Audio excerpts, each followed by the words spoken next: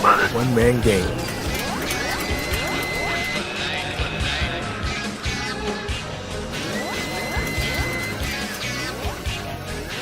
It's showtime, folks! Ladies and gentlemen, welcome back. As you can see by the title, I'm here today to talk about Charlotte versus Sasha Banks at Hell in a Cell. But before we get into that, first I'd like to ask you to like this video and feel free to comment and subscribe. So, looking at this feud, it's been quite peculiar to say the least.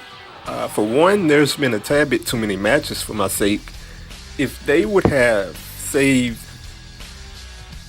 the match where Sasha Banks won the title on Raw, if they would have saved that for this match, then I would have been satisfied. I think they should have built more to this match, but with that said, here we are. For me, throughout this feud, they focused a tad bit too much on the history aspect. I mean, I understand that it's a big match, it's a big deal, but you don't have to tell me that it's a big deal over and over and over again. So that one is, I would have rather for them to talk about the personal aspect of Charlotte versus Sasha more so than the history making aspect.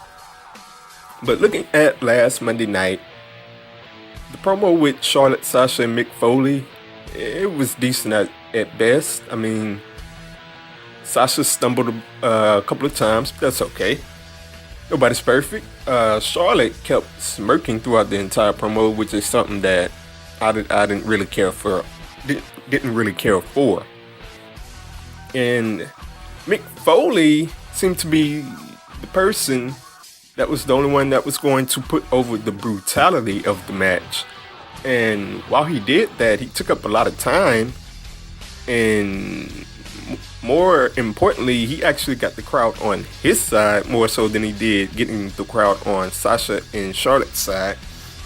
To which I know what he was trying to go for, and he did it, but it didn't come off all that well. However, in that promo, I did like that Charlotte and Sasha made it about the championship, and they focused less on the history-making aspect in that promo. But looking at Sunday's match, this can't be a normal match. I know we've been conditioned to what a Hell in a Cell match is in the PG era. Like, there's no blood, there's no barbaric things, and I'm not saying that it has to be barbaric. It doesn't have to be an NWA cage match. But what this can't be is a normal match. I mean, they are the vanguard. They are the first, as they've said many times. So they can't come out and have a normal match, or else we'll be conditioned to what a women's Hell in a Cell match should be. There has to be some brutality here. I need to see some cage spots. I need to see someone get thrown into the cage. We can have a chair spot. We can have some weapons, a kendo stick. You know, not too barbaric, but just enough, because I mean, it's a cage match. That's what I want to see. I'm confident that they will go out and have a fantastic match. These two have done it before. I hope they don't do too much to try to please the crowd, because we've seen that they've had some pretty dangerous spots in a couple of matches that they've had.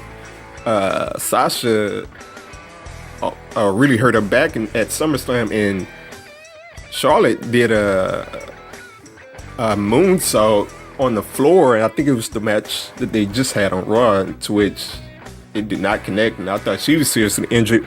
So I hope they don't try to do too much, but they definitely have to do enough to have a great match, and hopefully I'll be looking forward to it. Hopefully we'll get some cage spots, and it'll be brutal, but in the end, I have Sasha retaining in her hometown of Boston.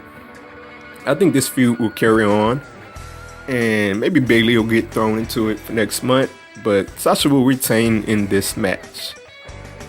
And I'll definitely be looking forward to it.